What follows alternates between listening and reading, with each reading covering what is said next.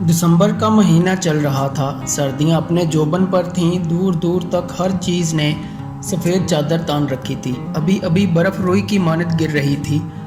वक्फा वक्फा से देवदार के दरख्तों की शाखें चटकने की आवाज़ें सुनाई दे रही थीं। गहरी खामोशी रूह तक में सनसनी पैदा कर रही थी।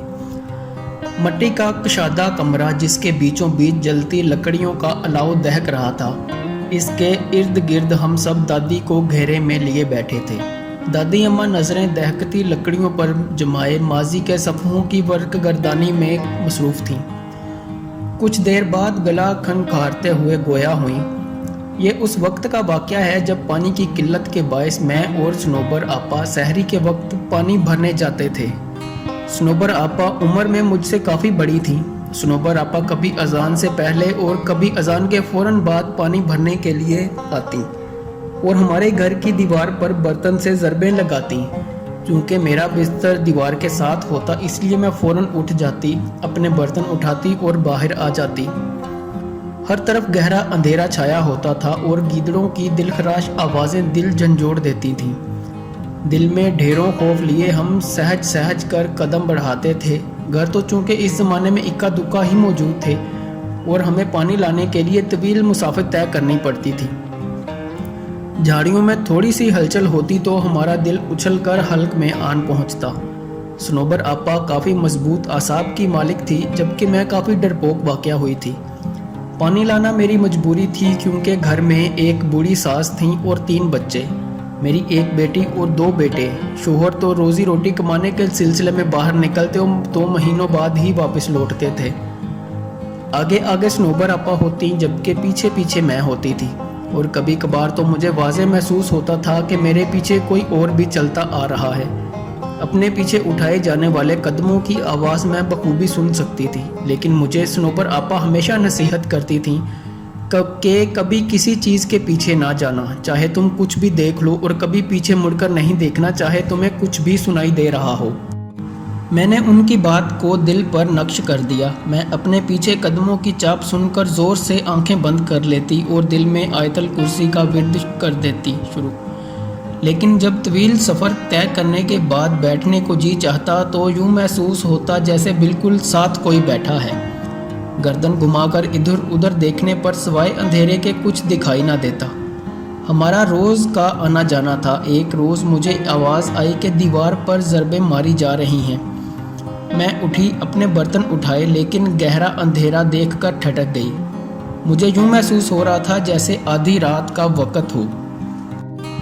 मैं बाहर गई तो देखा सनोबर आपा का दूर दूर तक कोई नामो निशान नहीं था। मैंने ये समझकर कदम रास्ते पर डाल दिए कि वो ज़्यादा दूर नहीं होंगी और मैं इन तक पहुंच जाऊंगी।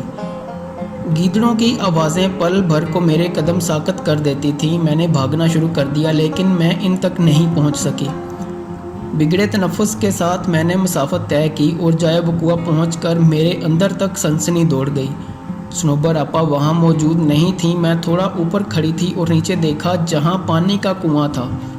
ऐसा महसूस हो रहा था कि कोई पानी के डोल यके बाद दीगरे अपने ऊपर बहा रहा हो। मैंने नीचे जाना ज़रूरी ना समझा और पानी का डोल उल्टा कर इस पर बैठ गई। लेकिन थोड़ी देर बैठने के बाद भी पानी की आवाज़ बदस्तूर आ रही थी। मुझे अजीबो गरीब ख्यालात आ रहे थे और पानी की आवाज़ से अजीब सा खौफ महसूस हो रहा था। अपने पीछे किसी को महसूस किया तो मेरे जिस्म पर कपकपी तारी हो गई।